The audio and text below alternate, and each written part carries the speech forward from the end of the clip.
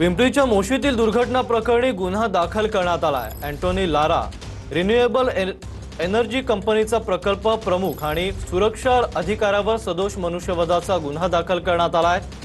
Bhosari MIDC police ठाण्यात सदोष मनुष्यवधाचा गुन्हा दाखल करण्यात आलाय। दुर्घटनेत 9 कामगारांचा मृत्यू झाला होता।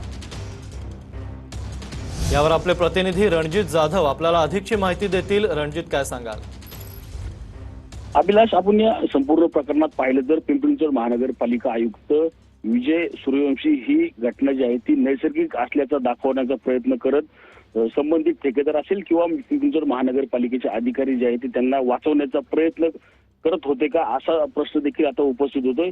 मात्र या संपूर्ण दबावानंतर शेवटी काल रात्री उशिरा जो आहे तो अँटोनी लारा या कंपनीचा प्रकल्प प्रमुख आणि त्याचप्रमाणे सुरक्षा अधिकाऱ्यावर जो आहे तो या ठिकाणी सदोष मनुष्यवधाचा गुन्हा या ठिकाणी दाखल झालेला आहे। मात्र या गुन्ह्यामध्ये जे आहे ते पाहिलं तर पिंपरी चिंचवड महानगरपालिका पर्यावरण विभागाचे प्रमुख संजय कुलकर्णी यांना मात्र अभय दिले का, असं देखील पाहायला मिळते। कारण त्यांचं या गुन्ह्यामध्ये जे आहे ते नाव नाहीये।